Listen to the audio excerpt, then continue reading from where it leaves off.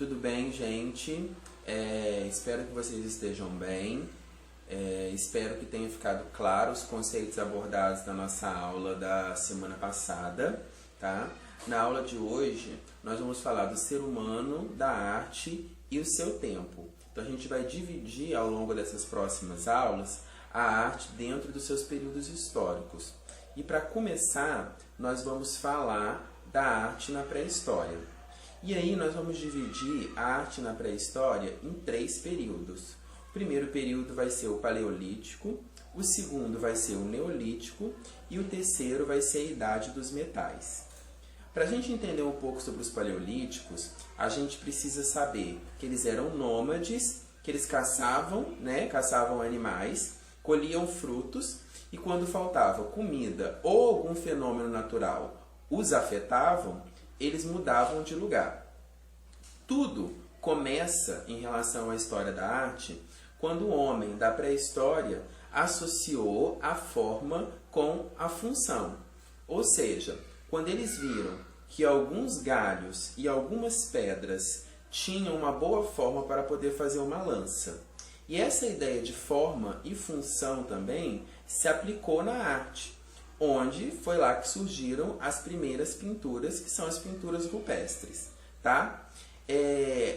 O pessoal da Idade da Pedra, eles achavam formas nas cavernas e eles contornavam as formas desses animais ou destas pessoas.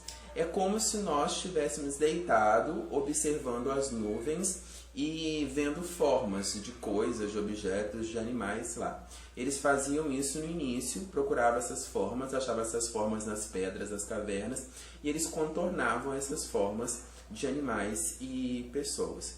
Com o tempo, com eles contornando, eles adquiriram a habilidade de representá-las. Então eles não precisavam mais contornar. Eles não tinham necessidade de contorná-las mais, e sim já tinham a habilidade de representar essas formas de animais e essas formas de figuras humanas. Esse período ele vai se caracterizar pelo naturalismo, ou seja, o que vai acontecer? A pintura e o desenho eles vão buscar ali uma maior aproximação entre o que se vê e o que se faz. Eles retratavam animais com detalhes e algumas vezes a gente até percebe a sensação de movimento nas pinturas rupestres. Alguns estudiosos eles vão acreditar que para o ser humano pré-histórico, o ato de pintar os animais que eles caçavam era um processo mágico, ou seja, pintar o animal retirava as forças deles. As pinturas e os desenhos, eles estavam muito ligados ao ritual e essa ideia de caráter mágico que a coisa tinha. E dentro dessa ideia de ritual, eles tinham 3 tipos de rituais. Um era em relação à morte, o outro era de criação e o outro era de fertilidade. As mais famosas esculturas de fertilidade são as Vênus, e a mais famosa delas é a Vênus de Wildefort. A figura de uma mulher que apresenta seios e formas volumosas, ela vai ter um quadril largo, vai ter um ventre protuberante. Essa capacidade feminina de criar novas vidas era vista como algo para eles a ser celebrado, tá? Agora a gente vai falar um pouco dos neolíticos, tá? Os neolíticos, na realidade, eram os paleolíticos que se estabeleceram, formaram aldeias e começaram a praticar a agricultura. Nessa época, o estilo naturalista, o que a gente falou lá do período paleolítico, ele foi substituído por desenhos e os traços mais rápidos, ou seja, a síntese ela ocupou o lugar da observação detalhada da realidade que a gente tinha, né? Os temas também mudaram. Agora nós temos atividades do cotidiano do grupo, nós temos ritual, nós temos cenas de caça e as figuras passaram a ter mais movimento. Com as formas e as figuras cada vez mais sintéticas, surge aí então a primeira forma de escrita, que é a pictográfica, tá? Nesse período também, o que acontece? Surgem as construções. Essas construções de pedras a gente pode chamar de dolmens, que são os túmulos, e os cromens, que são os locais de cerimônias religiosas. tá? Na Idade dos Metais, com o domínio do fogo, o ser humano ele passa a trabalhar com maior habilidade na fundição desses metais e tal. E os metais que eram os mais fundidos eram o cobre, o estanho e o bronze, tá? Com o crescimento da população nessa época também, na Idade dos Metais, se acentuou e surgiram as primeiras cidades.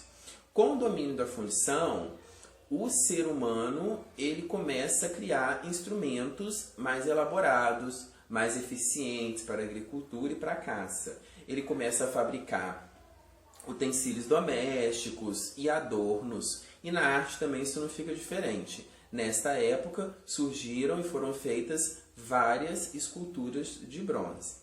Por último, que não fala na nossa apostila, mas eu acho importante a gente colocar, nós temos a arte primitiva.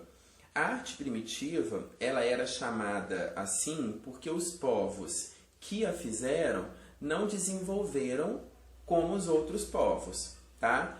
E os seus costumes e tradições, eles eram passados oralmente, seus rituais variavam de acordo com cada tribo, tá? E a gente pode dar como exemplo aí, citar como exemplo, a Ilha de Páscoa com as famosas sentinelas, tá? É importante, gente, a gente pensar que quando a gente fala de arte na pré-história, de arte primitiva, tá? Esse conceito que a gente tem de arte da pré-história é uma denominação que foi atribuída muito tempo depois, séculos depois, por estudiosos. Os estudiosos que compreenderam essas primeiras manifestações do ser humano pré-histórico como criações artísticas. Elas não foram feitas com esse intuito. Elas estavam muito ligadas a uma questão do ritual e muito ligadas a uma questão mágica, como foi dito para vocês, tá? Então, quando a gente pensa em pré-história e quando a gente pensa em arte na pré-história, a gente tem que pensar que essa denominação foi dada, né, a posteriori, que no início não era feita com esse intuito. Queridos, então sobre a história da arte e a arte na pré-história é isso. Se vocês tiverem alguma dúvida, mandem para mim lá no Seduc. Na aula da semana que vem, nós vamos falar da arte na Antiguidade e nós vamos falar do Egito e da Mesopotâmia antiga. E eu escolhi fazer uns videozinhos mais curtos para a gente poder entender e falar pausadamente de cada movimento específico da arte no seu tempo. Estou morrendo de saudade, espero que vocês estejam se cuidando, fiquem bem, beijo, tchau, fui!